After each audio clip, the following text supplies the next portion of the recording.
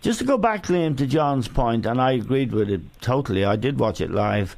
I thought after 20 minutes, Otamendi, who was playing left of a back three with Stones in the middle, it was. I thought they were going to get a hiding City. They were really wide open. Otamendi was struggling badly, and it looked a mess. Well, they're the same defenders, Eamon, as they were last year, and they were a mess last year, and it hasn't really improved. But the thing you have to say about Man City is they have such strength and depth going forward, and we know what Liverpool are like. Liverpool are nearly as bad as City at the back, and like one through ball, it wasn't a special pass. It was one through ball from the halfway line, opened up the Liverpool defence, and Aguero was in. And we did Hoffenheim against Liverpool in the Champions League, in the playoff, and time again, Hoffenheim opened Liverpool up. So, okay, they were dominating for that first 20 minutes, but they were always going to concede against City, even with 11 men on the field. The defence hasn't been addressed there. That situation hasn't been addressed, and I think both teams are very similar. They've got really good attacking players, and they'll probably score goals, but they're going to leak them at the other end, and it might be costly when they're going for the really big trophies, like the Champions League and the Premier League. Yeah, I mean, here's the thing I want to ask both of you: the way Danilo and Otamendi either side of Stones, that's the back three.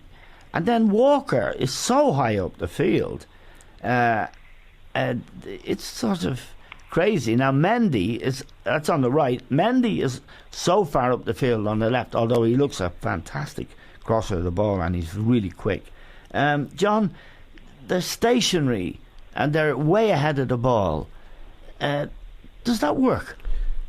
Well, it works in a fashion against the real good teams like. No, I don't think it works overall, because what you have to base most of your teams on a good defensive policy, whatever that might be. Some people do three at the back, but when you have two fullbacks who are expected actually to do more attacking than defending, then you're going to pay a price. So there has to be a balance somewhere along the line. I don't agree with it at all, Eamon.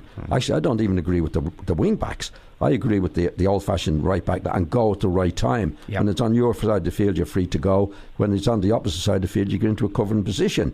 I don't think that's ever going to change. But obviously the game has changed a lot, and Guardiola certainly believes in that. I think it's deadly that you're dependent on three centre backs, no matter how good they are, to cover the pitch. Yep. They talk about Chelsea doing it, but I've noticed the full backs get back.